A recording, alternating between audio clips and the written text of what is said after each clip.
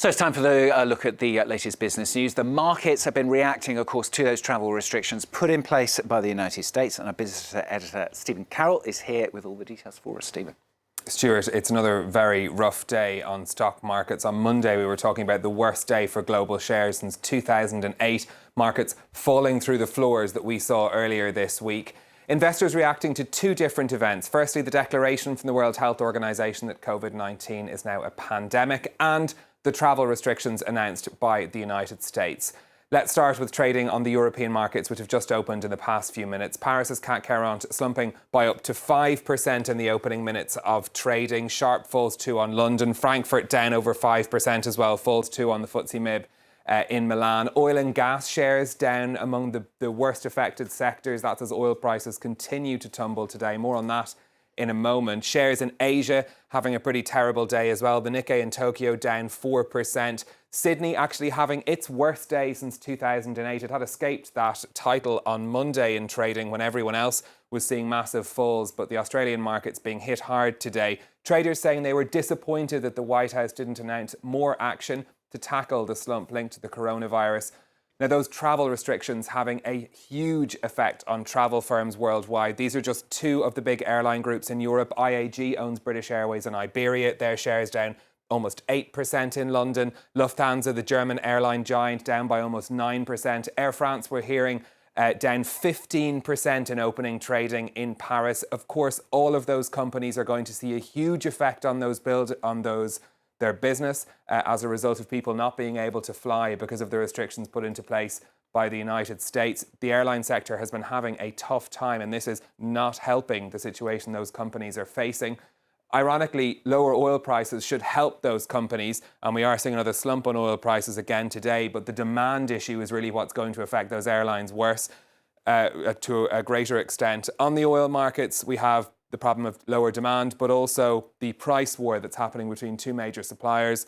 Another major falls on oil markets. Brent crude down under $34 a barrel there, wiping out any recovery we've seen on the markets since Monday. Volatility set to continue on the markets. One market analyst telling me this morning that every day is now one of those days on the markets. We're expecting the European Central Bank to take action. It's taking its rates decision later. We'll have a press conference from Christine Lagarde as well. We've had action from central banks in the UK and in the US and in Japan, so it's up to the ECB now to see what they're going to do to combat the slump related to the virus. The Australian government, meanwhile, has announced a package of measures to help the economy there. That's worth 18 billion Australian dollars or 10 billion euros. It includes a one-off cash payment for welfare recipients and grants of up to 14,000 euros for small businesses. Now, despite reporting only 130 cases of COVID-19 so far, economists worry that Australia will tip into recession at the end of June. Prime Minister Scott Morrison says the package is aimed at giving short-term relief to businesses.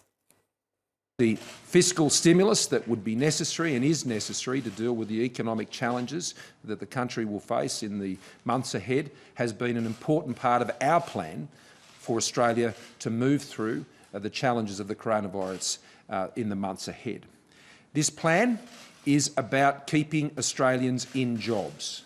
This plan is about keeping a business in business, particularly small and medium-sized businesses. And this plan is about ensuring the Australian economy bounces back stronger on the other side of it, and with that, the budget bounces back with it. Here in France, people are stocking up on food and other supplies in reaction to the coronavirus outbreak. But many people are looking for ways to avoid crowded supermarkets and are turning to online shopping and drive-through options. Monty Francis reports.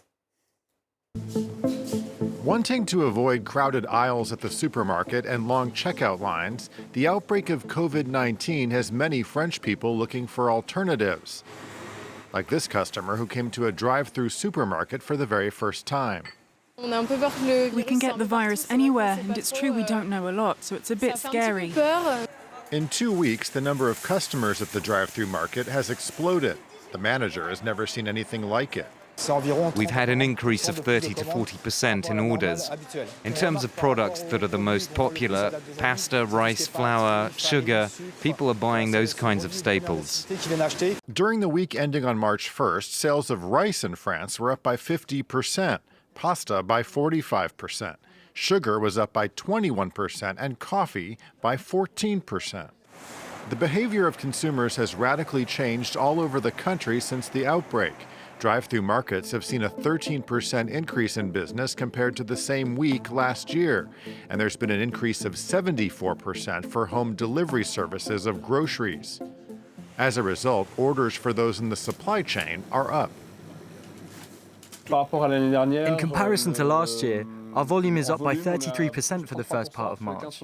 Our revenue is up by more than 50%, and we have a lot of new customers.